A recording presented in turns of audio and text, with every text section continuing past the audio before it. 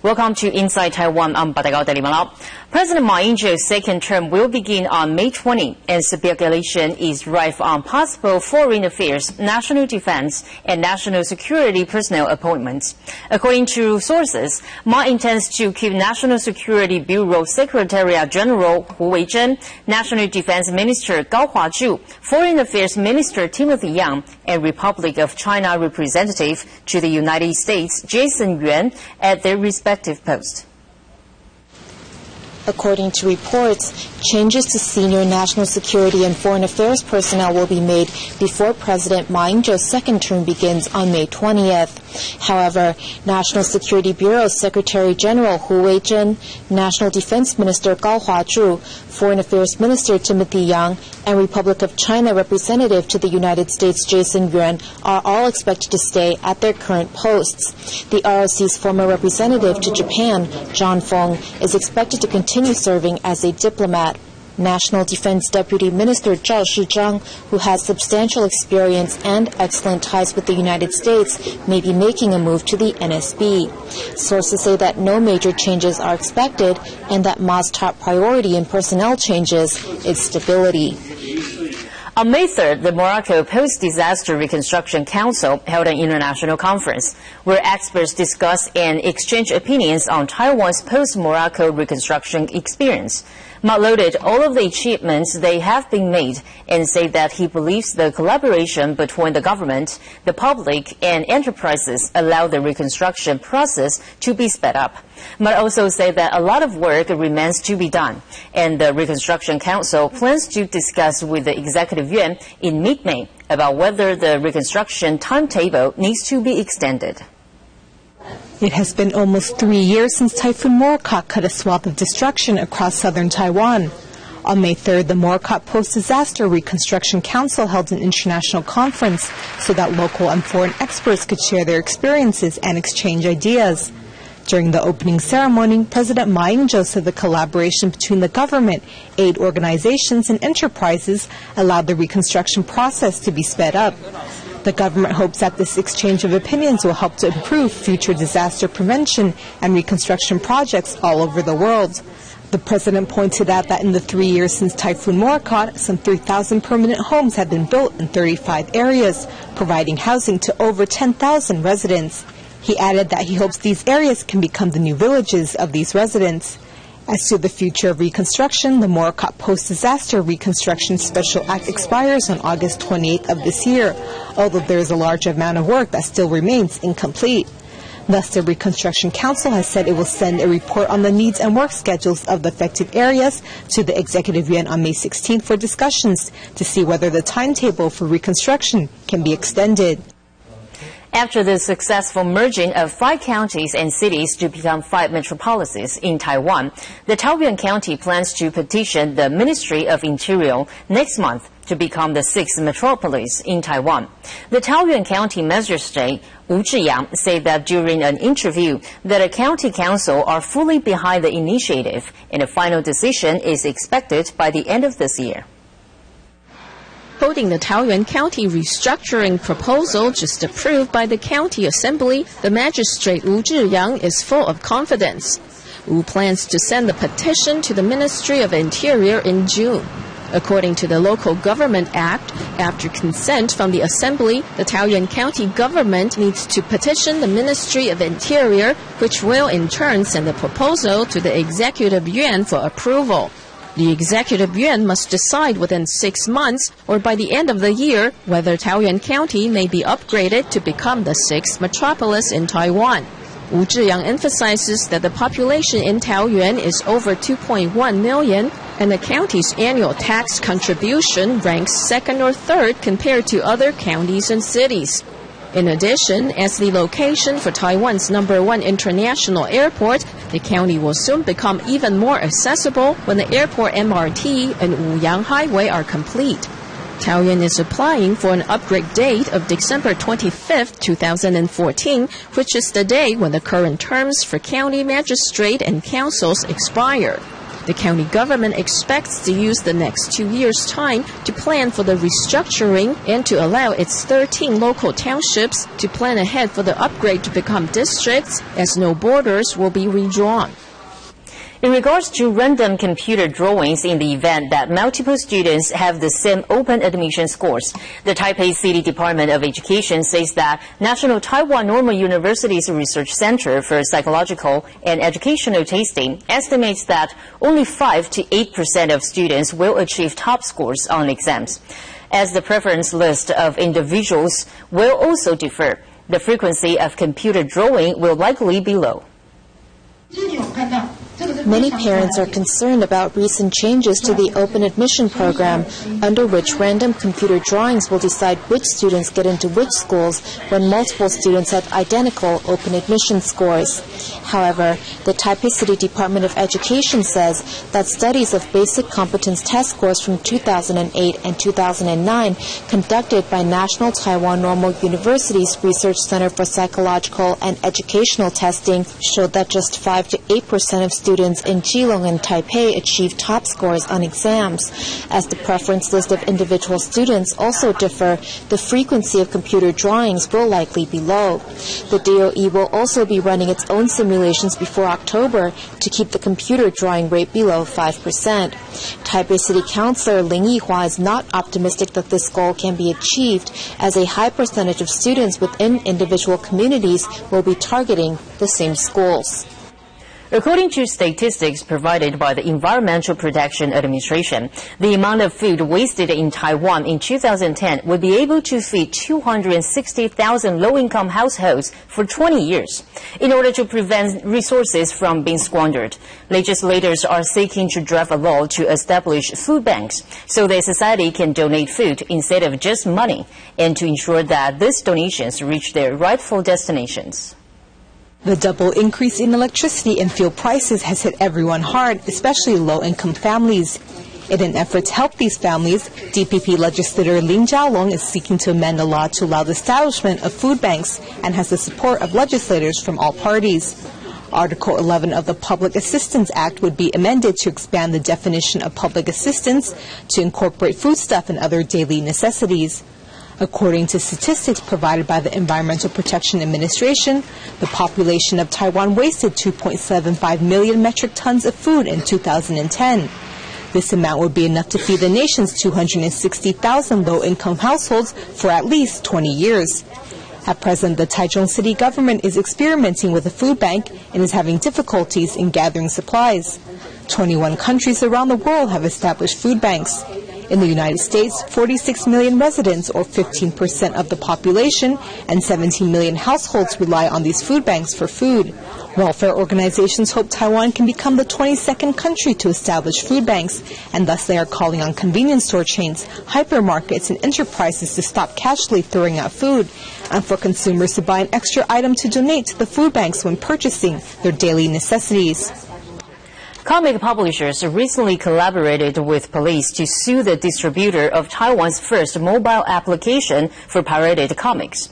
According to publishers, pirated comics circulated online not only cause major financial losses, but also hamper the development of the industry.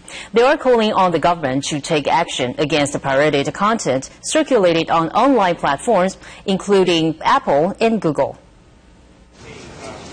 Comic King, which allows users to read pirated comics and other Chinese language publications, was at one time the top-selling app in Taiwan. The $2.99 to $4.99 app offers access to more than 1 million pirated comics, and according to its developer, has been downloaded more than 10,000 times. As the developer splits proceeds with Apple 30/70, he has earned more than 1 million NT dollars. Comic King servers are located in Taiwan, but it does not directly link to pirated comics. Instead, the app connects users to illegal websites hosted abroad. Nevertheless, comic publishers recently worked with intellectual property agents to successfully file suit against the developer of the app. The Magazine Business Association is also targeting a U.S.-based website called QMag, which provides free access to pirated magazines. According to the association, QMag's collection has increased from 39 to 67 magazines over the past 2 years. Although publishers have asked Yahoo, Google, and Apple to remove these apps and websites, they have received no response. Publishers are therefore calling on the government to implement stricter online controls. A survey shows that over 70% of the employees over 45 years old are already planning for retirement. Only around 20% of them, however, plan to rely on their children for financial support. Over half of those surveyed intend to rely on their own or spouse's pension. The traditional idea of raising children for support during the old age in Chinese culture has changed for most people.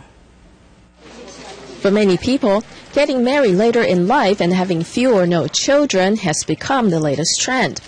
According to the Directorate General of Budget, Accounting and Statistics, a recent survey shows that over 70% of employees over 45 years old have plans in place for retirement.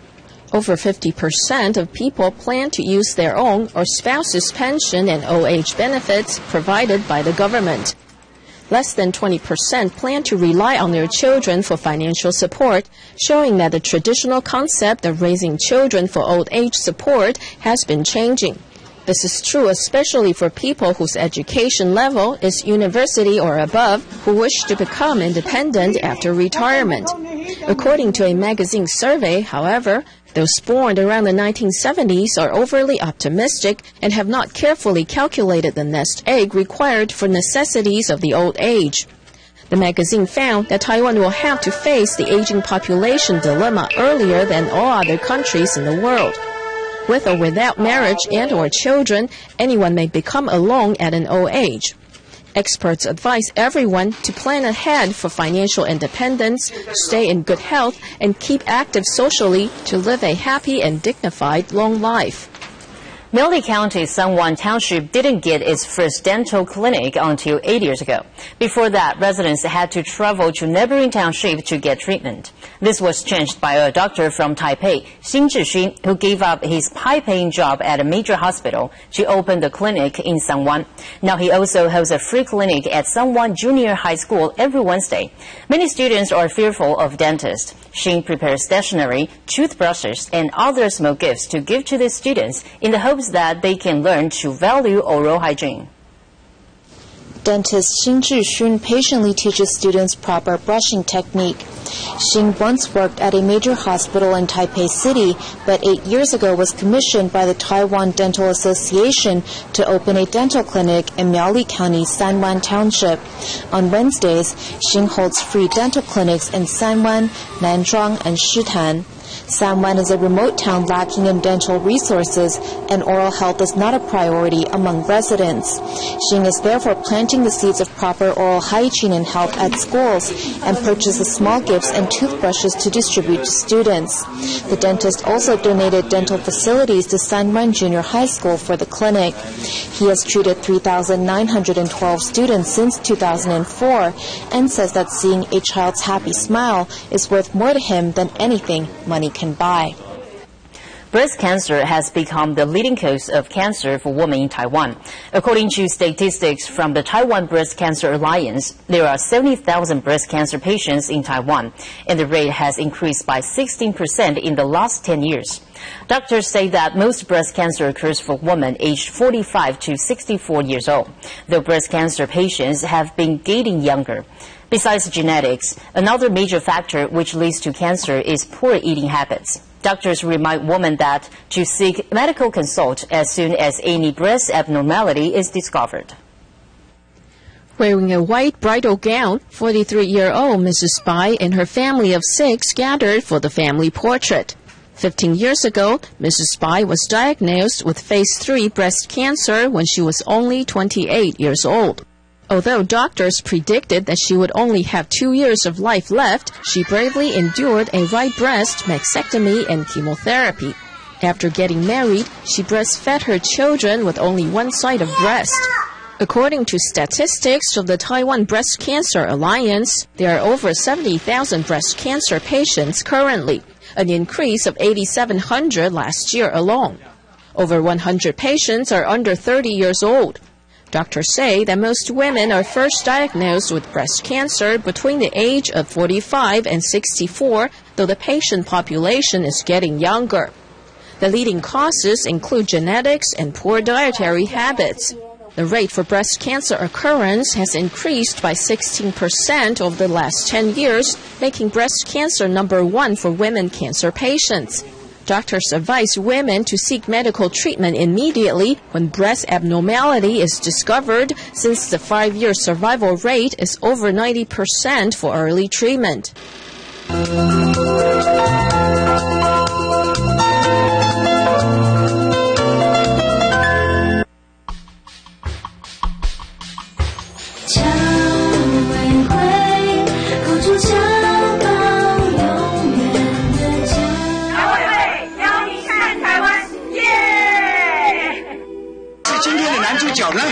请女主角问最后一个问题。第一次约会，那你们会想要做什么呢？我们可以开车，享受驾驭感；我们可以骑车，享受速度感；我们可以散步，享受浪漫感。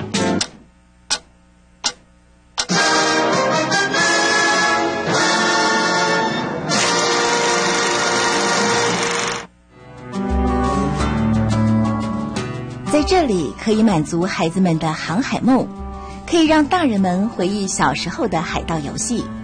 这里就是长荣海事博物馆。博物馆位于中山南路上，与总统府遥遥相望。主要的目标是以保存并且传播船舶的历史、艺术与科学为宗旨，希望能够唤起大家对于海洋文化的兴趣与关怀，进一步激发探索海洋世界的冒险精神。海事博物馆每年都会举办航海冬令营及夏令营，让学童既能从博物馆里面学到有关海事的基础常识，也能透过 DIY 水陆两栖船以及各种游戏，让小朋友们成为允文允武的小小航海王。海事博物馆的冬令营、夏令营是孩子们在学习过程中的一颗种子，引发他们呢对于探索海洋的兴趣。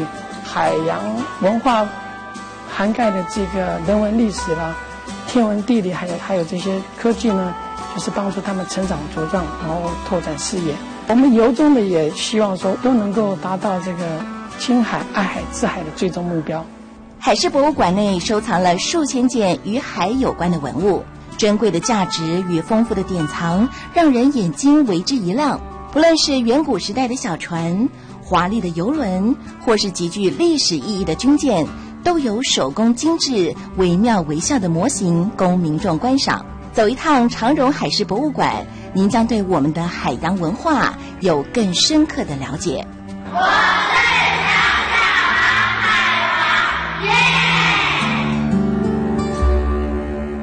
我要画脚一点。我觉得小朋友带给我的成长很多，因为每生一个小朋友，就让我重新的再看了一次这个世界。像别人都希望他们的小孩赶快长大，可是我却不是。像老大他要上幼稚园了，其实我还蛮舍不得的。打造儿童最友善的城市，给每个家庭最温暖的守护。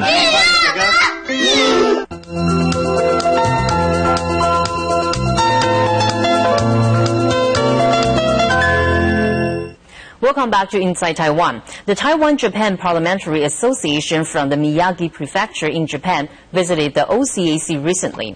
Other than giving thanks to Taiwan for the assistance provided by the War Taiwanese Chambers of Commerce during last year's 311 disaster, the group is also looking for opportunities for business cooperation. The Miyagi Prefecture, Taiwan and Japan Parliamentary Association President Aizawa Matsuya and the Baraki Prefecture Assembly member Ishikawa Tamon led a delegation from Japan to visit the Overseas Compatriot Affairs Commission. They were welcomed by WTCC Honorary President Lu Qizhen and Taiwanese business leaders. The visitors wanted to show their appreciation for donations and assistance provided by Taiwan during Japan's 3/11 earthquake disaster last year. In particular, they were touched by the WTCC delegation, which went to the Miyagi Prefecture last August to provide disaster relief. Since then, Japan has gradually recovered, and the Japanese community leaders want to welcome Taiwanese tour groups to Japan. The OCAC president, Wu Yingyi, also expressed hopes that cooperative interactions by the two countries will deepen the friendships between Taiwan and Japan. Aizawa Matsuya also promised to actively promote the signing of Taiwan-Japan Free Trade Agreement to strengthen economic ties between the two countries. Legendary musician Li Taixiang, who is afflicted with Parkinson's disease, has not appeared publicly for a long time due to health reasons. He recently appeared in National Zhengzhi University as their resident artist of the year and greeted everyone during a concert where his compositions were played. With tears in his eyes, Li promised to the crowd that he will continue to be involved with musical creations despite his illness. Looking frail in a wheelchair, musical legend Li Taixiang offered flying kisses to the clapping audiences in the concert hall. His eyes filled up with tears after hearing his composition being played. Li, who disappeared from the public's eyes for some time, appeared in a concert to show his appreciation as the National Zhengzhi University's resident artist of the year. During the concert, singer Christine Xu, who studied music with Li, sang A Daylight Avenue as tribute. Li has been suffering from Parkinson's disease for more than 2 decades, and the amount of his musical creations have dwindled in recent years. His classical songs, such as Olive Tree and Happy Face, however, continue to be sung by music lovers. Christine says that Li's music was representative of an era and not replaceable. The NCU is planning an exhibit of Li's documents and musical concert and seminars to introduce the beauty of Li's music to more people. Miaoli's Hakka Cultural Park will open on May 12th, following more than 3 years of construction. The park has been designated a global research center for Hakka culture and industry and includes a collection of artifacts, exhibitions, and tourist and educational facilities. Students from Tongluo Elementary School are currently rehearsing a Tong Oil Blossom Dance for the opening ceremony of Miaoli's Hakka Cultural Park. Construction on the 11.2-hectare, 2.25 billion NT dollar park began in January of 2009, and the park will officially open on the 12th. According to Hakka Affairs Council Minister Huang Yuzhen, the close proximity of the park to the Tongluo Science Park will allow for the integration of technology with Hakka culture. The park has 4 major themed zones, including a global zone, Taiwan zone, children's zone, and culture and innovation zone. The design of the half-moon pond and the overall architectural design of the park, meanwhile, are a representation of the Hakka people's respect for the earth. The HAC is hoping that at least 1,000 visitors and area residents will take part in the park's opening celebrations. The Rongxing Hakka Opera Troupe will also be staging a special performance at the park on Mother's Day. It is hoped that the park can help visitors become better acquainted with Hakka village culture. The recent melon planting activity hosted by the Pingxing community in Miaoli's County's Zaoqiao Township has attracted many families from out of town. Some teams came from as far as U.S. to experience this unique farming activity.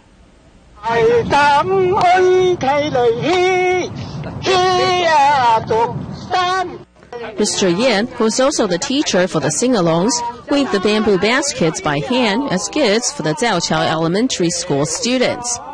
He is part of the community efforts to host Making Melons Grow Festival, hoping to encourage the students to experience farming firsthand.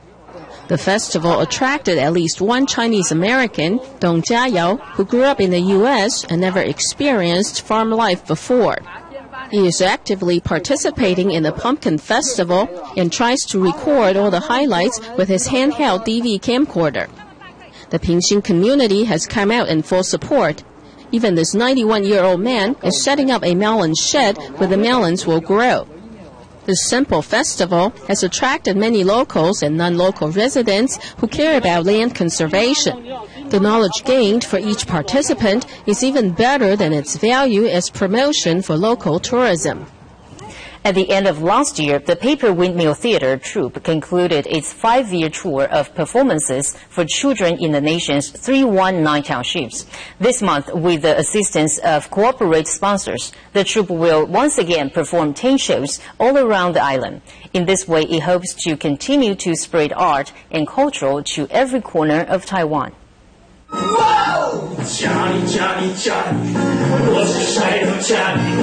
show contains both dancing and singing, making the young audience full of joy.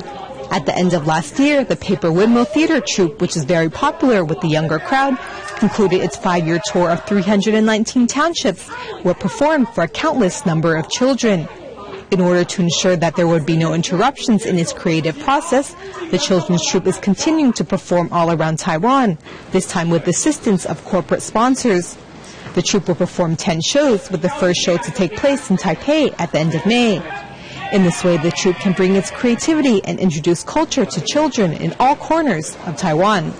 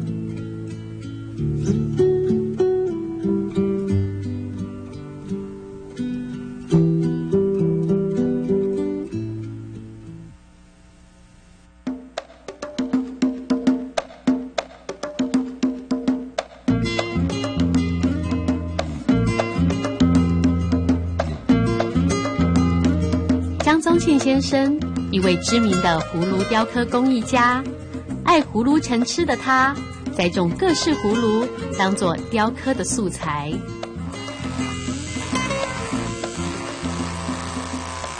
他的葫芦不卖药，卖的是20几年的心血，卖的是神来一笔的巧思，卖的是一份对在地文物的热爱。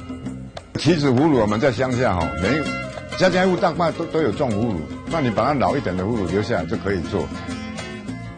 葫芦的外形令人目不暇接，游弋在葫芦世界的江宗庆相当熟悉葫芦的多变面貌。他利用自然的造型，再巧妙加上几笔，就成为看来浑然天成的作品。这个葫芦在我们传统里面它是吉祥的东西，跟日本交流以后，我就一直把它推广。在社区的或是学校机关里面都有去做推广的。走过20几年的自我摸索过程，江宗庆老师自费印制了1样画葫芦、台湾朴子清等教册，一点也不藏私的把所有的绝活和有兴趣的人分享。江老师用无限的热情与创意，传承了葫芦谱艺术。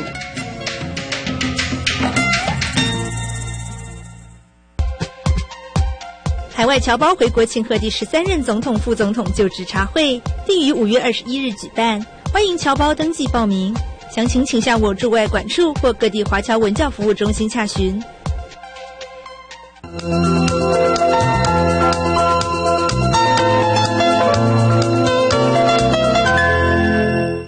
Welcome back to Inside Taiwan. Let's check out some art and cultural exhibitions around Taiwan.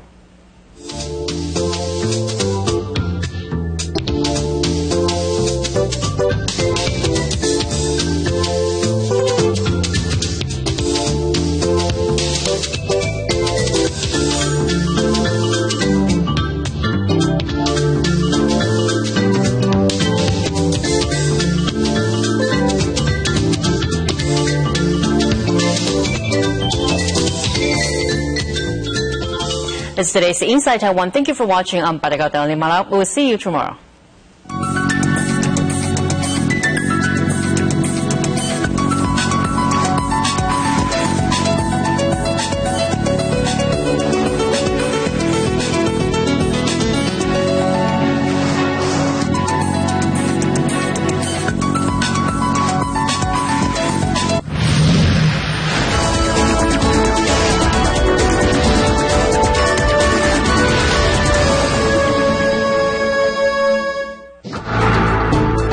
全球最大浙江义乌小商品城的致富奇迹，老台商逼内销，20年后决战新战场，